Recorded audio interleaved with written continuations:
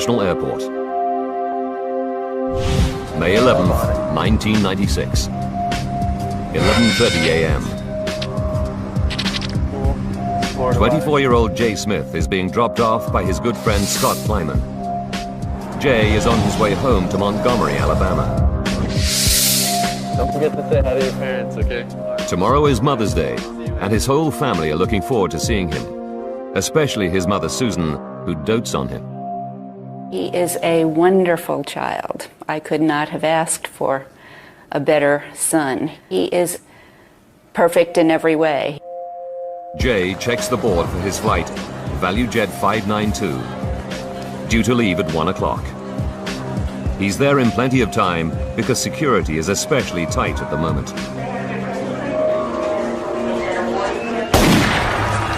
The 26th Olympic Games start soon in Atlanta, and already the FBI have arrested right-wing militants and discovered hordes of bomb-making equipment. Islamic terrorist Ramzi Youssef is also in the headlines. He's accused of trying to blow up the World Trade Center. The FBI believes that members of his gang could still be at large and ready to strike. Airliners are thought to be a prime target. Booked on the same flight as Jay Smith are Sue and Ron Carpenter. They got married just 3 days ago on a cruise ship in the Caribbean. Sue's brother, Mike, is delighted for them. She was never happier in her life, and I don't think Ron was either. They had common interest, enjoyed being together. They were such a good match. Also traveling to Atlanta, there are several children. Among them, Andrew Leonard, his brother Jeremy, and sister Tabitha. She turns 13 a week today. Call for ValuJet flight 592. In total, 105 passengers are about to board the aircraft. It's a Douglas DC-932, a twin-engine jet with a distinctive T-tail stabilizer at the rear. The DC-9 has been in service for over 3 decades and was once a mainstay of American domestic aviation. But its history is not without incident. Since 1966, 77 DC-9s have been lost, with more than 1,800 fatalities. Now 27 years old, this particular plane has clocked up over 68,000 hours in the air and is currently owned by the budget airline ValuJet. 1:25 p.m. Flight attendant Mandy Summers welcomes the passengers aboard. Her bubbly personality has earned her the nickname Mrs. ValuJet. She's only had the job for a few months, but she's hoping for promotion soon. She just knew it wasn't really where she wanted to be in her life. I guess she envisioned it as something more than it really was when she actually started. At the gate, ramp agents load the DC-9's forward cargo hold with passenger baggage, 23 kilos of US mail, and some aircraft parts, 3 tires, and several cardboard boxes labeled COMAT, short for company material.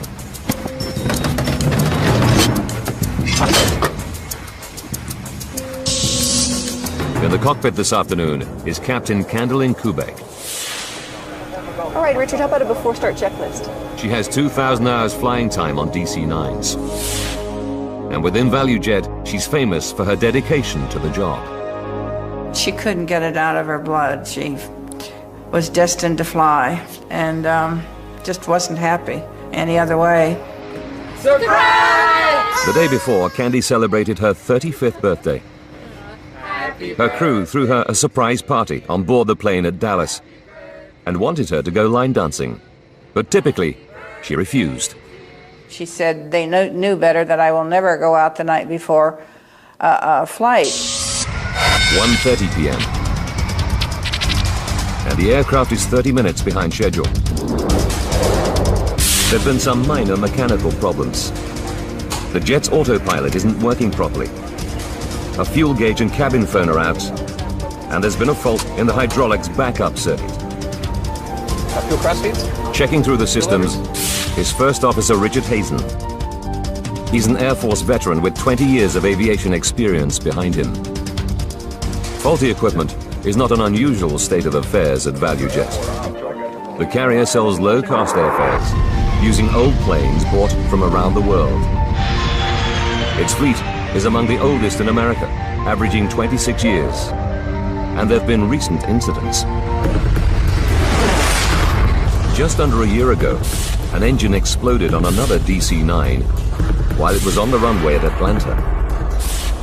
7 people were injured by flying debris, and the Federal Aviation Administration has the carrier under investigation.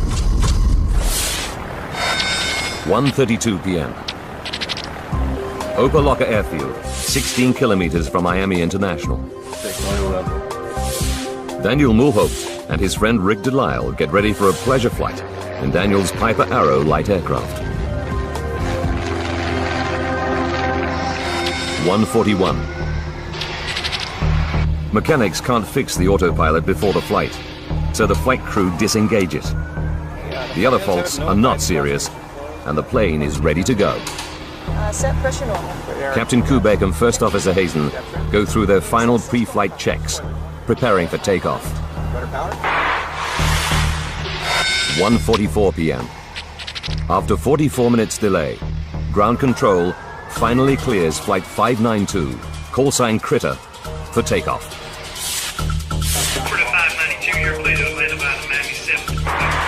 Clear on your side? Clear right. All right, clear over here on the left. Now the flight crew begin to taxi the 48-ton plane towards the runway and wait for their takeoff slot.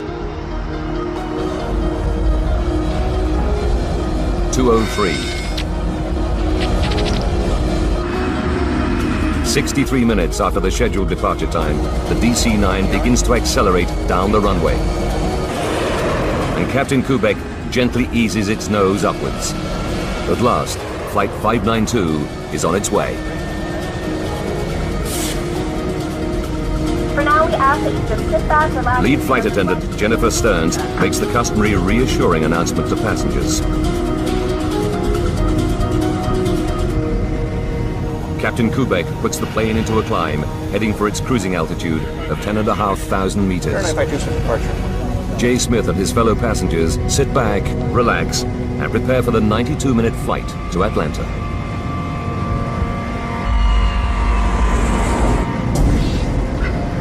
But at 2:10 p.m., just minutes after takeoff, people start to smell smoke. Flight attendant Mandy Summers attempts to reassure the passengers.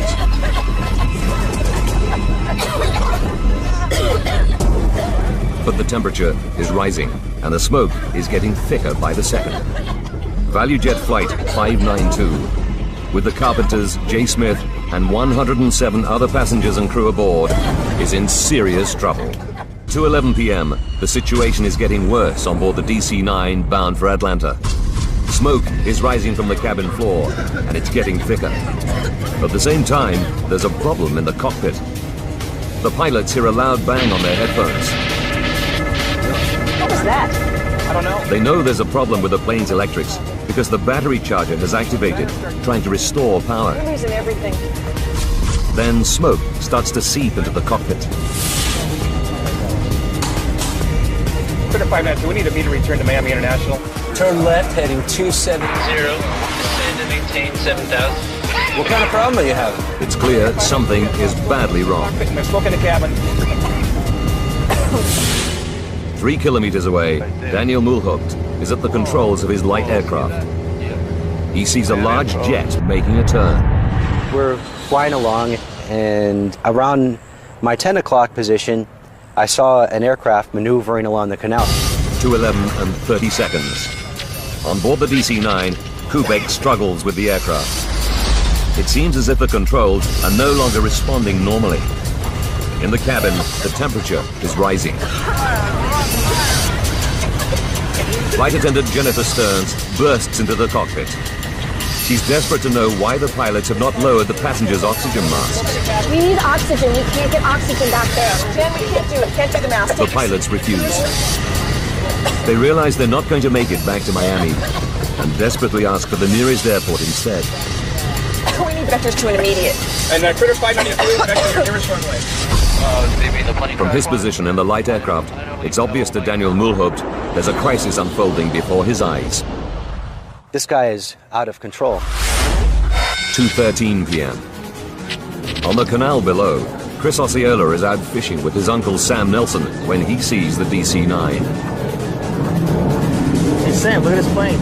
The aircraft swoops just a few hundred meters over the two fishermen. I don't see flames, I don't see smoke, the landing gear's up. He's doing some odd maneuvers out here. 2:13 and 34 seconds. On board the stricken plane, the passengers and crew have passed out. 2:13 and 42 seconds. Just 9 minutes and 27 seconds after takeoff. Flight 592 crashes into the Florida Everglades. These photos, taken from the light aircraft just seconds after impact, show only a dark pool of fuel on the surface of the swamp. From his plane, Daniel Mulhaupt radios ground control at Miami and tells them he's just seen a plane crash. He stays above the site to help the emergency services locate the spot.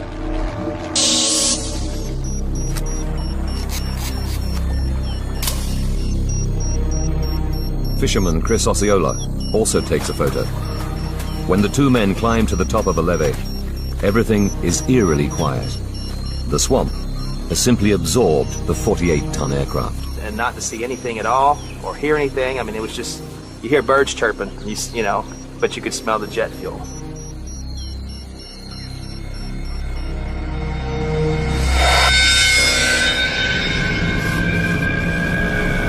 The crash site is 270 meters away from the nearest levee and 14 kilometers from the nearest road. Rescuers can only reach it by airboat and helicopter. They're confronted by a horrifying scene. Sergeant Felix Jimenez from the Miami-Dade Police is one of the first to arrive. As we got closer to the crash site, I could determine that there was an aircraft that crashed, but it was all in very small pieces.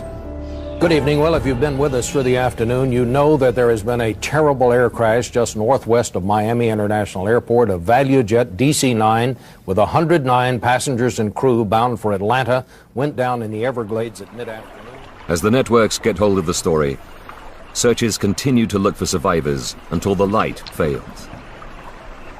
It's a hopeless task. We have not so far been able to find any victims, any survivors, any bodies. Within hours, the dreadful news begins to reach the relatives. Susan Smith discovers the terrible truth about her beloved son in a phone call. There was horrible screaming, and I realized that it was my daughter.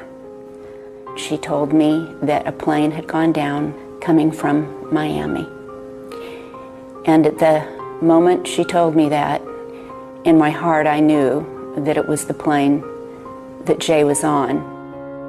Jay Smith, on his way home for Mother's Day, has had his life cut short before it could really begin. At her home near Atlanta, Georgia, Captain Kubek's mother, Marilyn, also gets the dreadful call. I really threw myself on the floor and beat the floor in despair. This just can't be true. I'm having a dream, a nightmare. This is not real. Just one of the children to die, Tabitha Leonard is killed just a week before her 13th birthday. With despair come demands for an explanation. Why did Flight 592 plummet from the sky just minutes after takeoff? Why were two such experienced pilots unable to save the plane?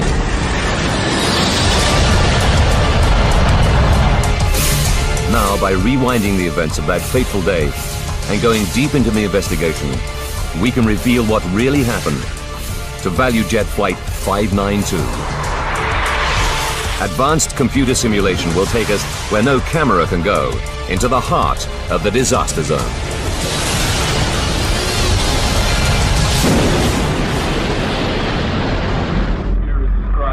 1,500 kilometers to the north, in Washington, D.C., National Transportation Safety Board expert Greg Feith watches the news from Miami. He's led 2 major investigations for the Safety Board before, but he already knows this one will be a uniquely difficult challenge. As I was running around my house packing to leave and having all the TVs on and they were showing aerial views of the accident site, all I could wonder as an accident investigator is how am I going to conduct this investigation when I don't see any visible wreckage? As Greg assembles the Safety Board's rapid response team, an NTSB official captures the scene with a home video camera. Just 2 hours after the loss of Flight 592, they're en route to Miami and fly over the crash site on the way. It's a sobering sight. Definitely not a lot of anything out here. With over 800 DC-9s in service, finding out just what happened is a matter of urgency. But with a crash site like this, Greg knows he'll have to build up a picture of what happened, piece by painstaking piece. All the information that you get, all the evidence that you develop is equal until such time is that the storyline, the facts support a particular storyline. The hole in the swamp is 40 meters long and 12 meters wide. Wearing special biohazard suits to protect them from spilt aviation fuel, searchers walk shoulder to shoulder, combing the murky water. But the swamp proves almost impossible to penetrate. Beneath the water lies a thick layer of matted vegetation. Sawgrass cuts and tangles the searchers as they try to move forward.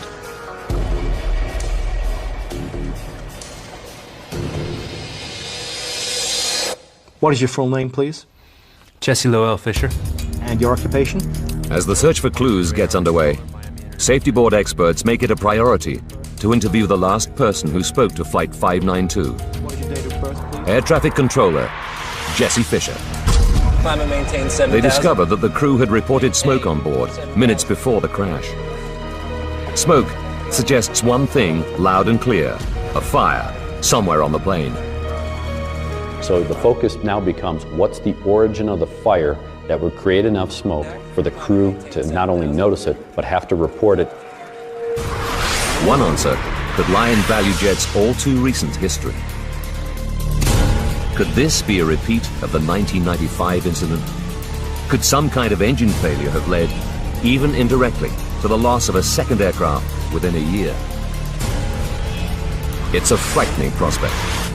ValuJet alone have 47 other DC-9s in their fleet. Could they all have faulty engines? Perhaps thousands more passengers are at risk. Conditions at the site where ValuJet 592 crashed are hazardous. There's a constant threat from alligators, attracted by the search activity, the wreck, and its contents. Armed guards are deployed to keep the predators away. To make matters worse, the airboats and search teams are stirring up the silt layer, reducing visibility below the water from just a few centimeters to zero. Then, in an attempt to see through the murky water, the team brings in ground-penetrating radar. They make a depressing discovery. Below the water level is a thick layer of mud, and below that, 2 meters down, is solid limestone. The plane has smashed into thousands of pieces as it hit the rock below.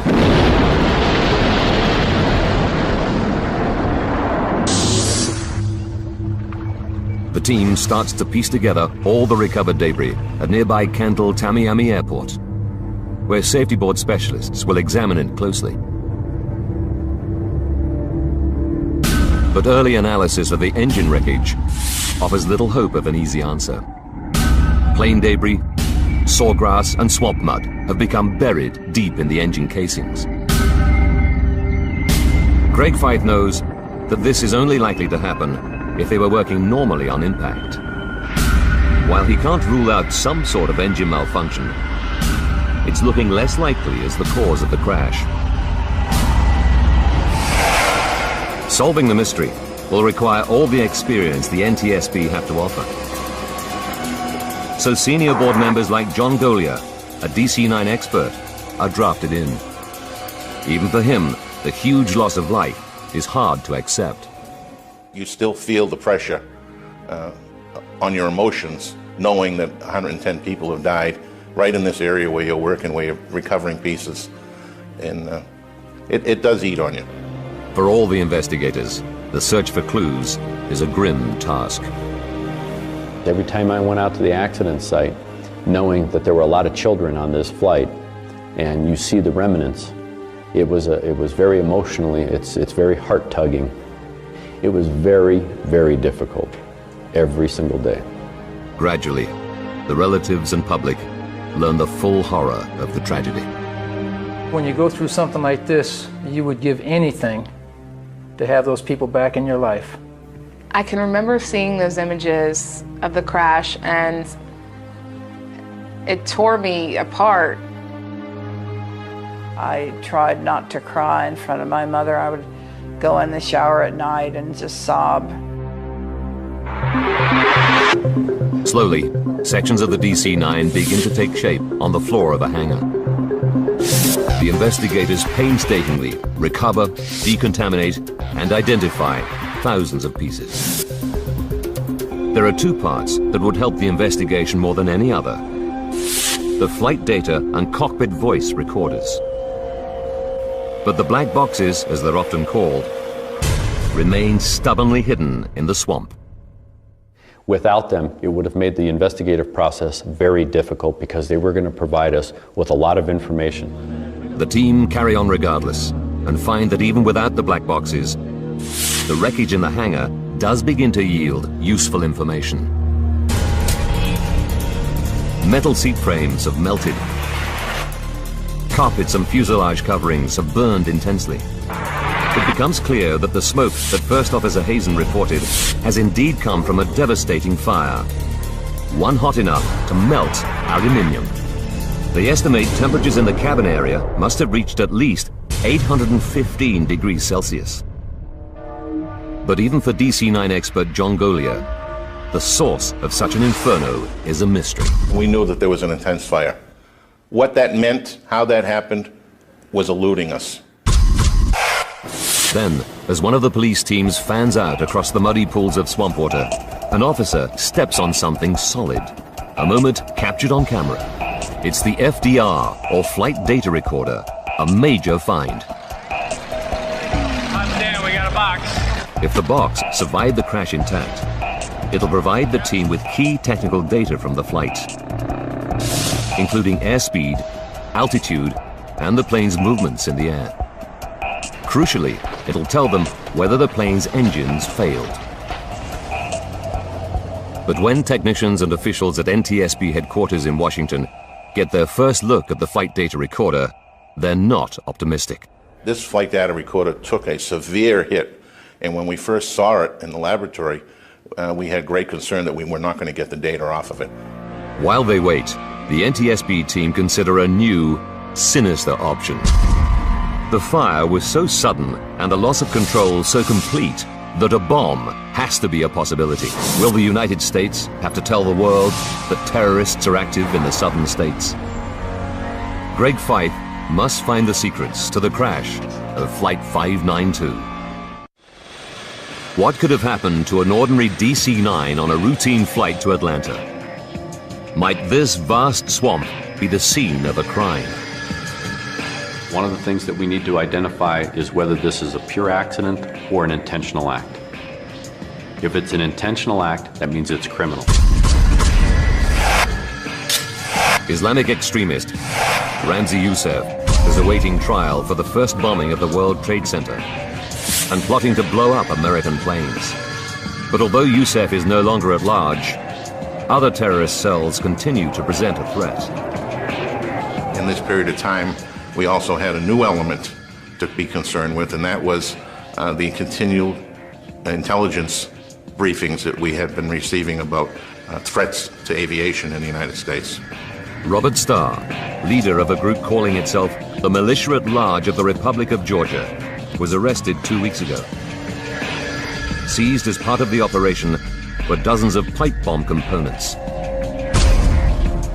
With the Olympics so close, a major airline bombing would be just the type of attack needed to spread fear and anxiety at the Games. Working closely with FBI agents at the scene, investigators send samples of debris from the crash crater to an FBI lab. There, they'll be analyzed for traces of explosives. It's a tense time for the investigators, but then comes a major step forward. After hours of delicate work, the NTSB's analysts have managed to extract the data from the damaged flight data recorder. The evidence is stark.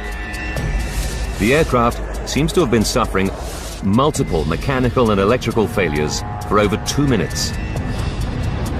Even the FDR itself seems to have failed about 55 seconds before impact.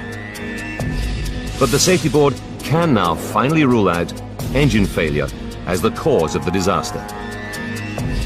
The performance data on the FDR showed us that the engines were running. So far, they know there was a fast-burning and very hot fire, and that the engines seem to have been functioning on impact. But they have little else to go on. There are still many mysteries about Flight 592. If only they can find the second black box, the vitally important cockpit voice recorder, they might find the missing clues they so desperately need. The flight data recorder won't tell us what was actually happening in the airplane. The cockpit voice recorder could give us a clue as to what the origin of the fire was, because the crew would have been talking about things that were taking place. As the salvage teams continue to search the swamp, the investigators look for clues elsewhere. They know that ValuJet is under investigation over its poor safety and maintenance record. There were problems with this ValuJet operation virtually every week before the accident. There was a real concern that was ValuJet shorting on maintenance. Were they doing things in the interest of money rather than safety? That was a very big concern throughout the process of this accident investigation. Greg and his team examine the plane's recent fault history. Can they find the answer to the crash here? Sure enough, they discover the DC-9 did have several problems prior to takeoff, and that the plane had been delayed as a result. They find that the plane's autopilot had been malfunctioning for 2 days. The pilot's log states that when engaged, it made the plane pitch up and down. Mechanics tried to repair it, but failed. So 592's crew followed standard procedure and flew in manual mode instead. The team also discovered that the fuse for the hydraulic backup system blew, but this time mechanics did manage to repair it. Although it seemed a promising lead, they can find nothing in the maintenance log that explains the crash. It was clear that singly or collectively, none of those would have caused a fire on the airplane. Then, the results come back from the FBI lab, and the investigators, the organizers of the Olympic Games, even the federal government can breathe a sigh of relief. This was not an incendiary type device or an explosive type device. That put the fear aside for us as investigators that we were going to be looking at it from a different perspective. They can now rule out a terrorist attack as the cause of the crash. But Faith is still no nearer to solving the mystery. Finding the cockpit voice recorder, or CVR, is still their best hope in the search for the cause of the disaster. By Sunday, May the 26th, the search has been going on for more than 2 tough, frustrating weeks. Today, the search party is 1 man short. So Sergeant Jimenez, the policeman who'd been one of the first on the scene after the crash, volunteers to go back into the swamp. The search was very difficult. It's 80 and 90 degree weather, high humidity. Almost every day we had thunderstorms and we had to evacuate the crash site.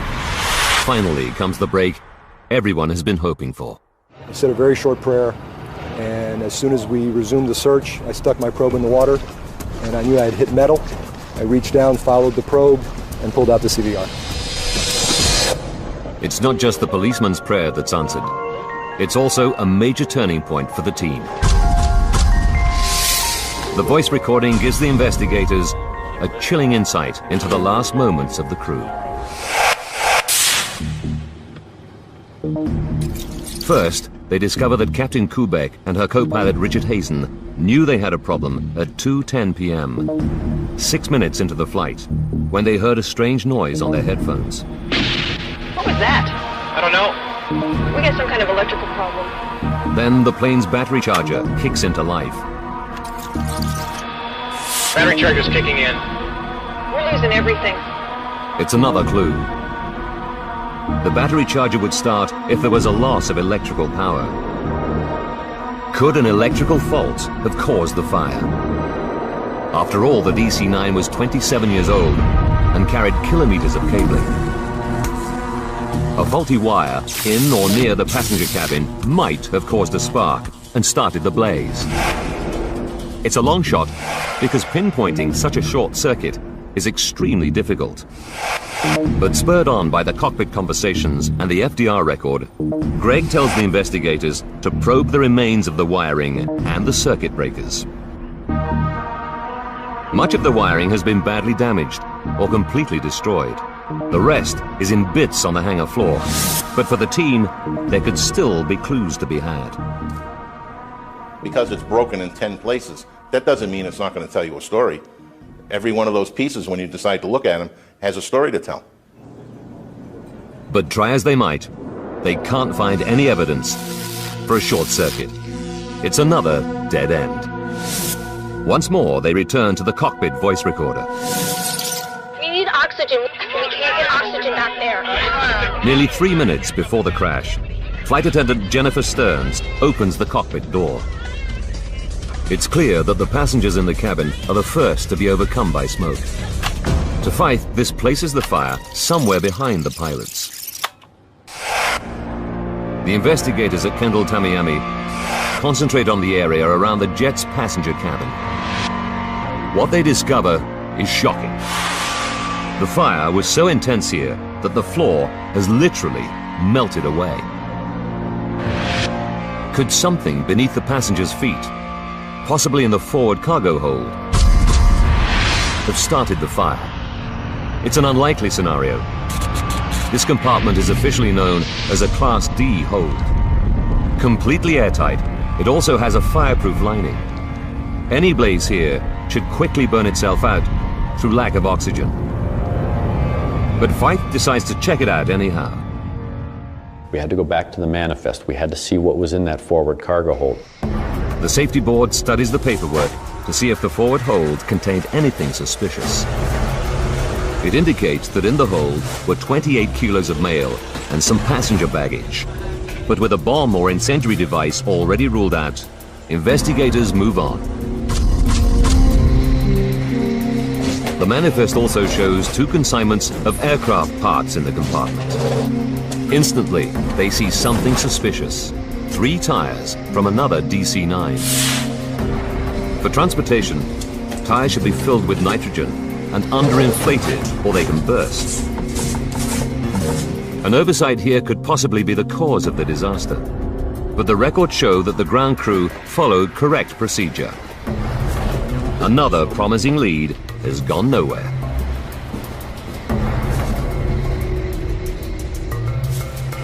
The shipping ticket also lists 5 cardboard boxes full of parts labeled oxygen canisters loaded in the hold. At first, Greg and his team have no concerns. They think they're empty steel oxygen cylinders as fitted to many different kinds of plane. But then, the whole investigation takes a dramatic turn. These are not simply oxygen cylinders. In fact, they're chemical oxygen generators. Small metal canisters containing a volatile and potentially hazardous mix of compounds. Investigators are horrified. That changed the whole complexity and complexion of the investigation. When installed, the generators supply oxygen for passengers in an emergency. They're attached to a face mask with a thin rope that connects to a firing pin. If passengers pull down on the masks, the pin is released, starting a chemical reaction which produces oxygen. During use, the generator's surface temperature can reach 260 degrees Celsius. Could the spare generators housed in the hold have somehow activated and burst into flames? There's just one problem with this theory. The shipping ticket lists all the generators as empty, so they couldn't have been hazardous. Or could they? Investigators interview staff from ValuJet's maintenance company, SaberTech, based in Miami. They discover that the generators in the boxes on board Flight 592 had been removed from 2 McDonnell Douglas MD-82 jets because they were out of date. The rules for disposal are clear. They should either be activated and disposed of properly, or made safe by fitting small safety caps over the firing mechanism. SaberTech produces work cards confirming that the generators were properly dealt with. But then comes a remarkable discovery. Salvage teams recovered 28 of the generators from the swamp, 18 almost intact. Greg and his team examined them carefully. To their amazement, they discover that 9 of the 28 show signs of activation. At least some of the oxygen generators could not have been empty as the shipping ticket said. When they questioned the SaberTech workers further, they admit that they did not fit any safety caps on the canisters. They just duct taped the cords round the metal canisters or cut them and stuck the ends down with tape. Then they signed off the work cards, even though the correct procedure hadn't been followed. Finally, a stock clerk packed them loosely under a layer of bubble wrap. I couldn't understand how the process could break down so substantially, and the carelessness that originated on the shop floor could escalate to getting these oxygen generators on the airplane. But so far, it's only a theory. Greg and the team don't know for sure whether an activated generator could produce enough heat to start a fire.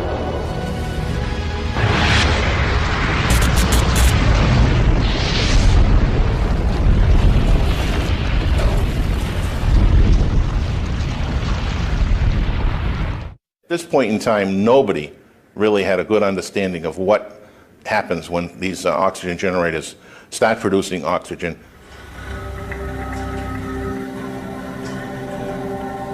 The NTSB embark on a critical experiment. They construct a replica hold at the Federal Aviation Authority's fire test facility near Atlantic City. Technicians place 28 generators in a box and cover them in bubble wrap. They pull a wire connected to the pin of one generator and retreat. They have high hopes, but the generator heat produces just a small fire and a little smoke. None of the other generators activates, and the box doesn't catch a light. Greg's theory doesn't seem to be standing up. That first test was discouraging. You tend to start to question, are we really going down the right road? With the public, the airline industry, and friends and families of 110 people pressing for answers, the NTSB are facing a crisis. The mystery of what downed ValuJet 592 is proving a tough nut to crack. Early results from the fire test facility suggest that the chemical oxygen generators simply don't create enough heat to start a fire. Greg and the team have to try again. They have no alternative. They repeat the test, but this time they copy the conditions in the hold more accurately. They use more generators, baggage, and an airplane tire. This time, the fire takes hold in just a few minutes. After 10 minutes, the roof of the test hold is at 1,100 degrees Celsius. A minute later, it's climbed another 430 degrees. 30 seconds more, and the temperature is too high to be measured accurately by the lab equipment. Then, after 16 minutes, comes a noise that provides the last clue. The tire in the recreation of the hold has burst. the oxygen generators did have the capacity to start and sustain a fire. You have 144 little blowtorches in essence, and the intensity of the heat escalated from what we found in post-accident testing to over 3,000 degrees. Investigators now know the critical chain of events that led to the crash of Flight 592. They know why a fire started on board the plane, what fueled it, and why the pilots lost control of the aircraft, leaving everyone on board seconds from disaster.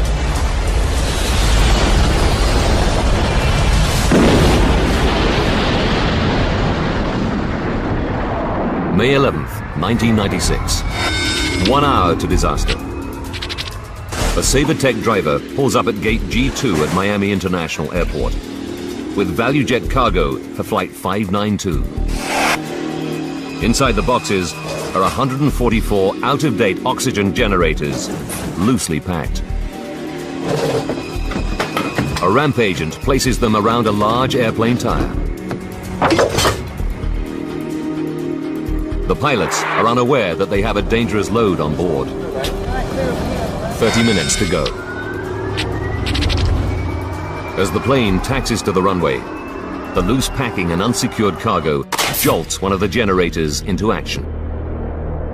It begins to heat up. 11 minutes to disaster.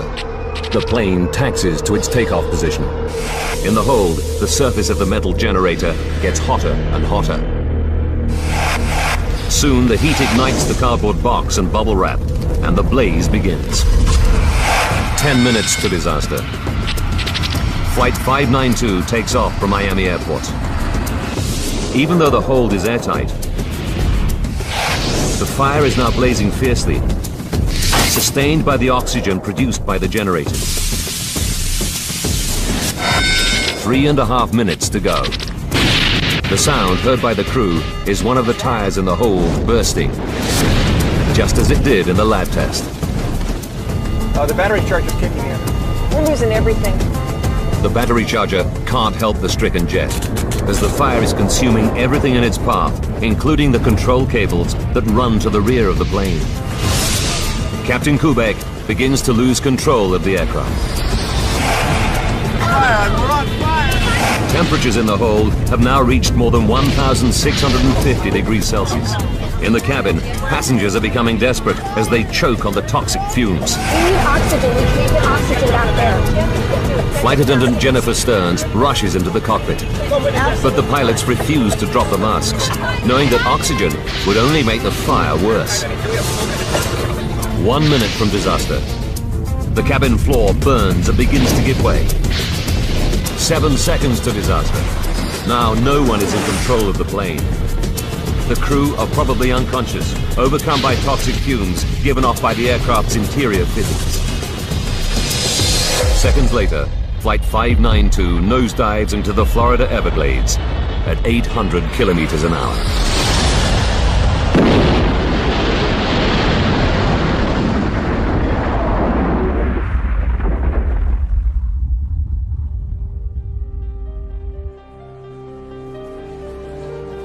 Nearly 3 months after the crash, relatives hold a mass funeral for 48 of the victims, whose remains are interred together.